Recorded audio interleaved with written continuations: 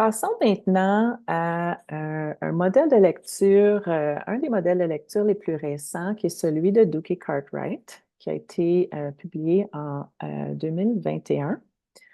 C'est une continuité, si on veut, du modèle avec lequel on est probablement le plus familier, qui est l'accord de Scarborough. Ici, mon intention aujourd'hui en vous présentant ce modèle de lecture-là, c'est pas de vous expliquer le modèle de lecture, mais de faire des liens avec le modèle de lecture et la lecture à voix haute, puis pour qu'on puisse réfléchir tout au long de la présentation aujourd'hui à quel point la lecture à voix haute peut répondre à plusieurs différents besoins dans notre salle de classe. OK? Et va toucher à presque toutes les composantes qui se retrouvent dans ce modèle de lecture-ci. Euh, donc, comme j'ai mentionné, c'est une étendue du modèle de Scarborough. Je vais juste aller chercher mon stylet ici. Donc, dans le modèle de Scarborough, on a deux cordes. On a la corde de reconnaissance des mots et on a la corde de compréhension du langage.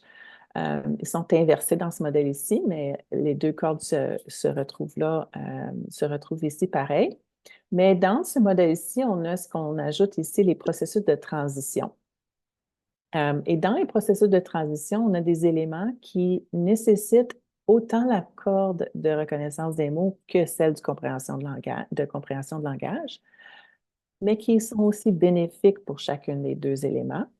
Et notamment, on retrouve dans ce modèle-ci la conscience morphologique, qui est un élément qui n'est pas du tout mentionné dans la corde de Scarborough.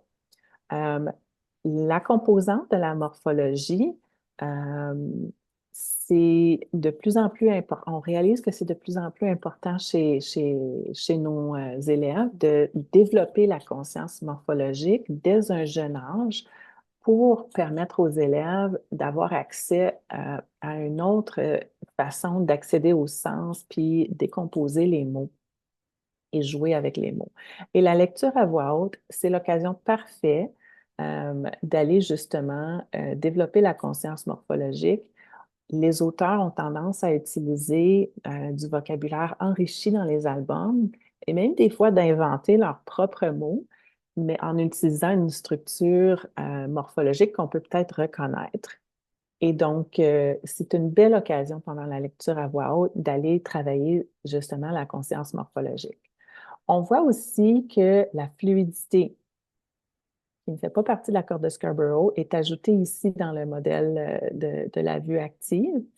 Et la fluidité aussi est une composante très importante dans un contexte de lecture à voix haute parce que c'est ici qu'on va devenir un modèle de lecture à nos élèves, démontrer comment est-ce qu'on va placer l'intonation, où est-ce qu'on va faire des pauses, le rythme de lecture approprié, ce qui implique la prosodie, l'expression.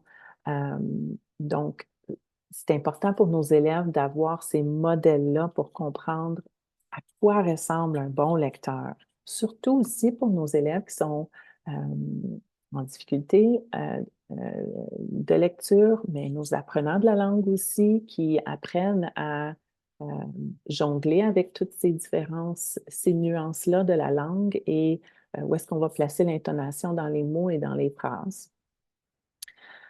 Dans ce modèle-ci, on ajoute aussi toute la bulle verte qu'on voit ici, qui est la section de l'autorégulation, donc tout ce que l'élève va faire pour gérer sa compréhension, alors l'utilisation de stratégies, toutes les fonctions exécutives et la motivation et l'engagement.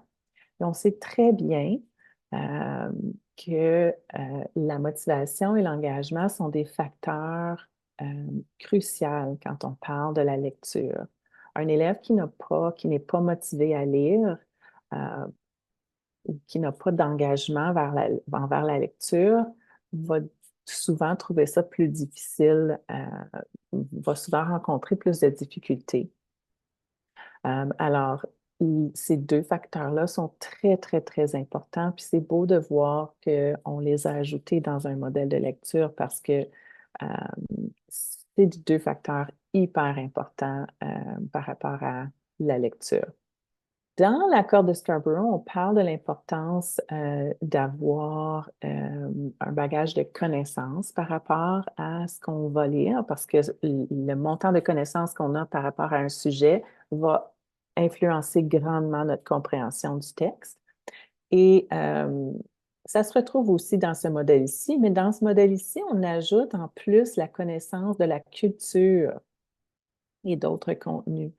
En voulant dire que nos expériences culturelles et notre bagage culturel va grandement influencer notre perception ou notre interprétation d'un texte. Et donc, c'est des facteurs qu'il faut vraiment tenir en compte lorsqu'on planifie nos lectures à voix haute. Tous ces facteurs-là sont importants à considérer parce qu'on veut être en mesure de combler les bris de compréhension du mieux qu'on le peut pour faciliter la compréhension à la lecture de nos élèves. Et donc, il faut vraiment prendre tous ces facteurs-là en considération. Lorsque on aura terminé la présentation, vous aurez accès à une version PDF de cette présentation et vous pourrez aussi aller cliquer sur le site de Neldu pour avoir plus d'informations par rapport à ce modèle de lecture, si vous voulez. Et puis, l'adaptation de ce modèle de lecture a été fait en français par Michelle Miner-Corriveau, donc j'aimerais la remercier.